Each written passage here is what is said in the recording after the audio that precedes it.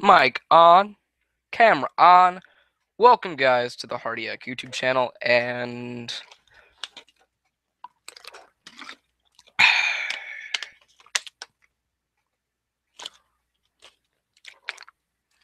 hopefully you didn't see that. I'm not sponsored by Poland Spring. Shit. I'm actually drinking faucet water because Connecticut faucet water is not as bad as Los Angeles faucet water. But anyway, I've I searched up the funniest stories ever, and what came up was Smosh.com, and it was a story about the 15 of the funniest stories ever told by the internet. Um, Not everything we read online is true, but sometimes it's still fucking funny. Whoops. Sorry for swearing. Whoops. But I have not read any of these stories.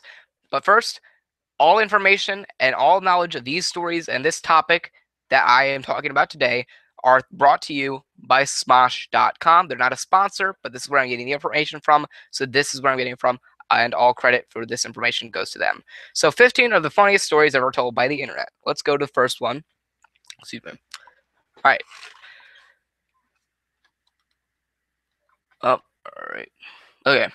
Today I took the bus to work. A sweet old lady got on after and sat next to me. Halfway there, she fell asleep, her head on my shoulder.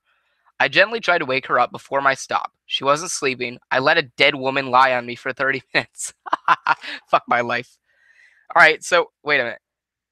Today, I took the bus to work. A sweet old lady got on after and sat next to me. Halfway there, she fell asleep, her head on my shoulder. I gently tried to wake her up before my stop. She wasn't sleeping. I let a dead woman lie on me for 30 minutes. The fuck? This may be funny. That's funny. It may be true, may not be true, but that's kind of funny. Well, no, it's not funny. Fuck that. Never mind. It's not funny. It's just the way he said it was. Never mind.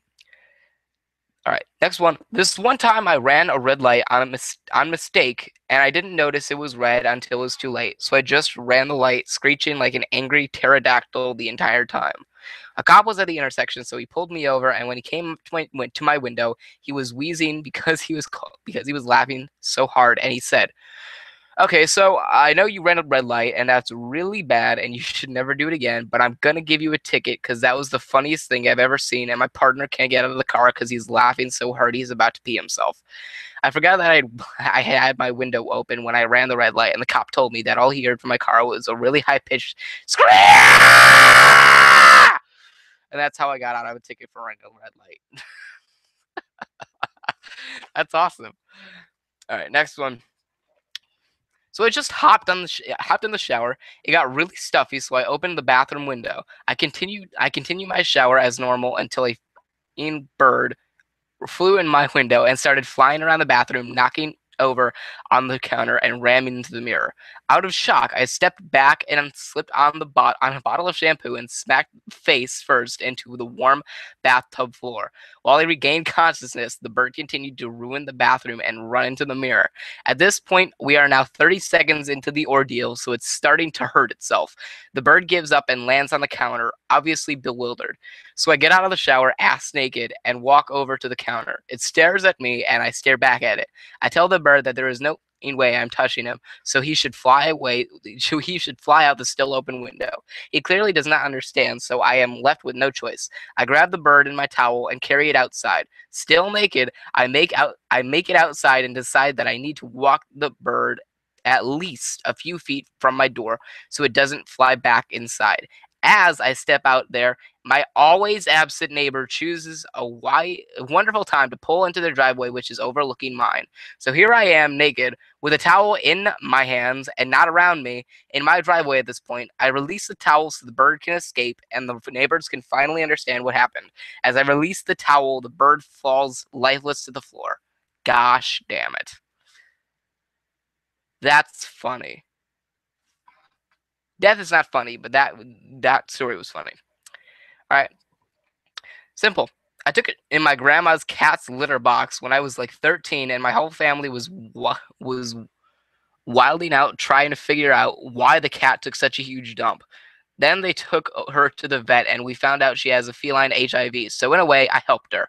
This story was wild from start to finish. Start to finish. Okay. Once I scraped my knee in third grade, and a weird girl who was obsessed with horses was like, "Hold on." Then she started crying and dropped tears on my knee. Then she was like, Pegasus tears heal wounds." Okay. All right. Right. So when I started my sociology course in college, my teacher stated us off with, "Well, I guess we have to do icebreakers. I'm John, and I fear bears. Why do I fear bears? Because bears can run at 30 miles per hour, and Chester Zoo is 30 miles away. That means a bear can be outside the door in an hour. Why would a bear be here? Because they can smell fear, and I fear them." I don't think that was. Well, you know what? That could very well be true. All right, next one. Yo, so look, the first time I ever got on this ride, I was with a white family, and no, white folks crazy, so they don't fear roller coasters or death in general. After about 10 minutes of telling them that I didn't want to get on, I finally said yes, cause I ain't never been no bitch, and I didn't plan on starting that day. When the engineer said, "Please lean back and keep the back of her head pressed against your seat," and I saw everybody stick the back of their heads to the chair, I knew that I made the worst decision of my life, cause I even saw some black folks listen and know that when I'm sorry, I'm not racist. I'm just reading what they're saying. I'm not racist. I'm sorry. I don't feel comfortable saying this, reading this, but I have to read it. When black people listen a white lady's advice, it's the real deal. So my first mistake was refusing to press my head against the seat. The ride takes off and my dome slams against the chair while my neck snapped. Unconscious instantly. When I woke from my 3 second slumber, we had reached the very top of the ride, where the ride makes a quick pause. When the ride made that pause, I opened my eyes because I thought the ride was over and we all made it safely. Boy, was I wrong. I opened my eyes and the only thing I saw was a 300-foot drop straight to the ground. So I said, "Gosh, you can't let me die like this." I think I suffered a heart contusion because my heart just completely stopped beating. And then the ride takes off again. We make the 300-foot drop and I scream my lungs out as I'm scared to death, because the only time a human should be that high in the air is when their spirit is being sucked into heaven by the grace of. So we safely made it to the end of the ride, and when we get off, I stumble out of the seat because my legs went numb and all that air was sucked out of my body, so I couldn't talk either. The first thing these crazy motherfuckers tell me is, "Hey man, let's do that again. That was wicked." I looked at them and I realized that this white kid that I befriended was actually Satan. I no longer have any white friends.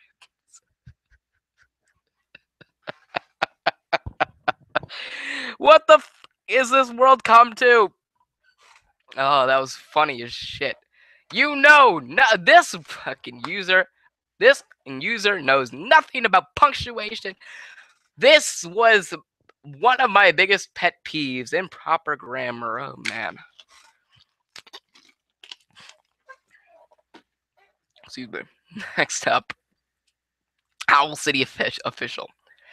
One time in 8th grade, we had a school assembly in the gym, and for some reason, they gave each kid a glow stick, and they turned off the lights and expected us to act like mature young adults, but they forgot we were in junior high, so everyone immediately started freaking out and screaming and throwing glow sticks at each other, and then the lights came back on, and the principal ran out into the middle of the gym looking super angry, waving his hands and shouting, "Don't throw glow sticks," and basically all 2,000 kids in the gym suddenly had the same telepathic mental connection because I kid you not, literally everyone immediately started hurling glow sticks directly at the principal, and I just remember laughing blissful unicorn tears of laughter as hundreds of glow sticks flew through the air and bounced off the principal, and then the kid next to me got so emotionally overexcited he broke his glow stick in half and drank the liquid inside and had to go to the nurse for drinking glow stick.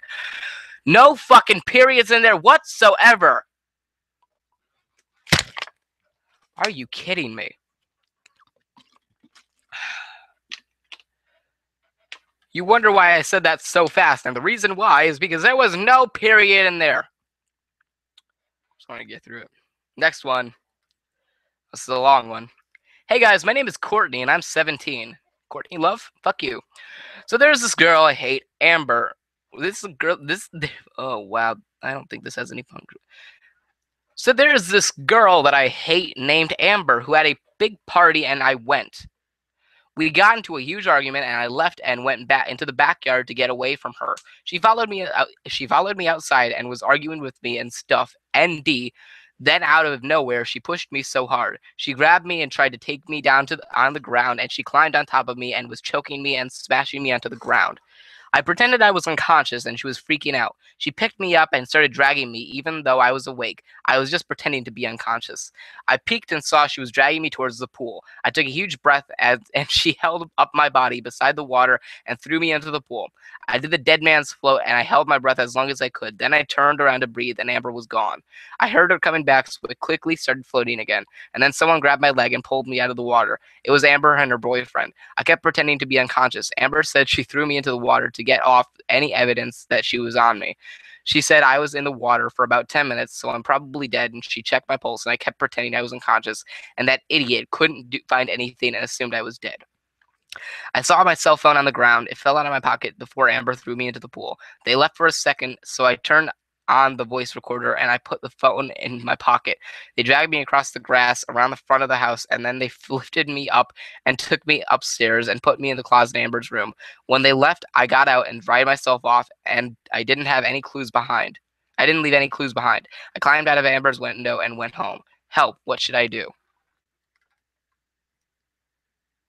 Sounds like you got a friend.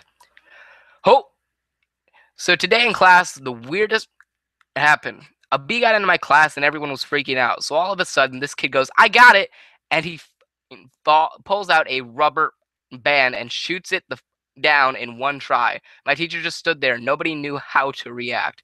Son, I'm here to talk to you about the Avengers Initiative. Next one. That son, I'm here to talk to you about the Avengers Initiative was, I guess, something that somebody else wrote. Next one. Today, my 5-year-old daughter was watching cartoons on TV. Then a Barbie commercial came on. My daughter sang along with the theme song. Be who you want to be. Barbie. She then turned to me and said, "Mom, I want to be a hooker." Fuck my life.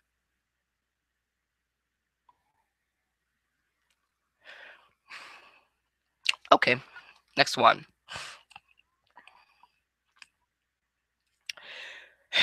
During lunch at work last week, I ate 3 plates of beans, which I know I shouldn't.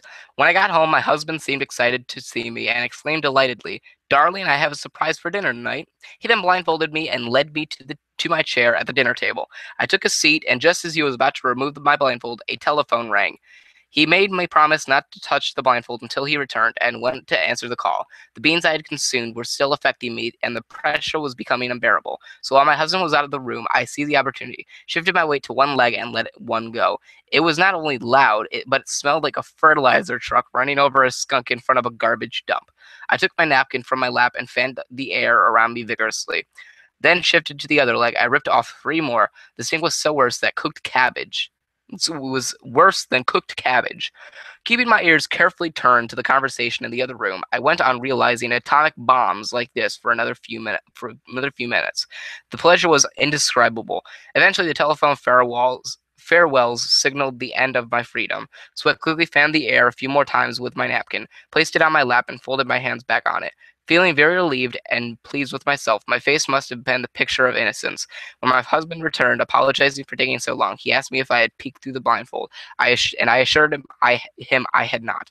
At this point, he removed the blindfold, and 12 dinner guests seated around the table with their hands to their noses chorused, "Happy birthday!" Oh my gosh, that's awesome.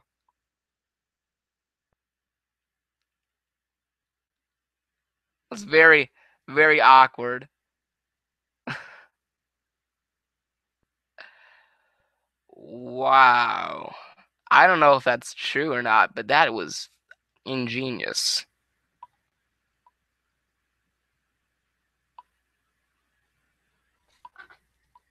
That's funny. Next up, today in American lit. Today in American Lit, a kid fell asleep and my teacher got up and told us to follow him. So we all left the room and changed the clock. So it was like 6 p.m. and like 10 minutes later, the kid ran into the hallway with his backpack and we were all sitting at the end and he just sat down at the middle of the hallway and started to cry. Next one. I grew up on a ketchup farm in Mississippi. We would go out all day and dig up bottles of ketchup, then sell them by the side of the road for 10 dimes, which most people just call $1 now. It wasn't until I was 18 that my pappy told me there's no such thing as a ketchup farm. He was buying those bottles in town and burying them in the middle of the night just to give us something to do the next day.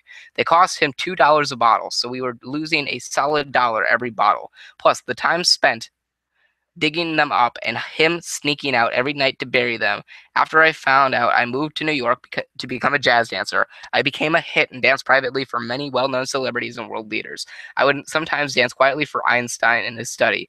He said it helped him think. I was dancing softly in the corner when he came up with the E equals MC squared stuff. You seem quite young to have danced for Einstein. You're a very young kid, man. You're very young. You're very kind, young man.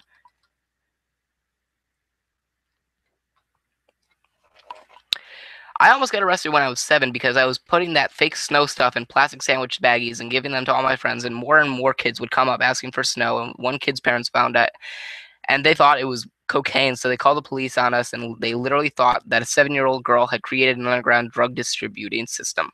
The title of this, the last one, is this incest? Okay, I don't know if this is actually incest since it wasn't something actually sexual in the technical sense, but here goes. When I was little, my mom used to put a butt plug in me, which she called a poop plug, and I'd wear it and I wear it all the time. I was told only to take it out to poop, then put it back in. I was really young, so I thought that this was something everybody did, but one time at school I dropped it when I flushed the toilet and it ended up getting flushed. So when I went back to class, I told my teacher that my poop plug got flushed down the toilet. She had no idea what I was talking about, so she sent me to the school nurse. Well, after trying to explain what a poop plug was for 15 minutes, the school calls the police. The police ask me all these questions, and at first I'm scared because I think I'm in trouble for losing my poop plug. Turns out my mom has schizophrenia and was making me wear this so Satan couldn't stick his in my pooper and make me gay.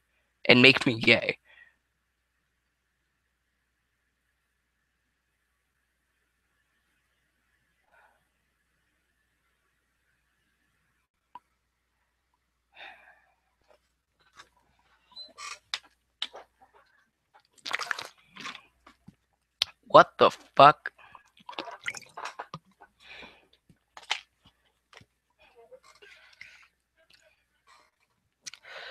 Oh my gosh.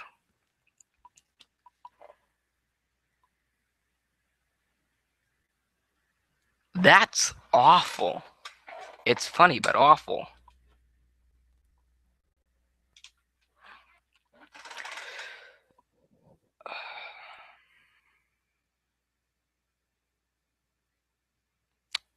Wow. Okay. So, that was 15 funniest stories ever told on the internet. Okay. So, thank you guys for watching. I hope you enjoyed. Remember, like, favorite, and subscribe for more. I'm Zach Hardy, signing off.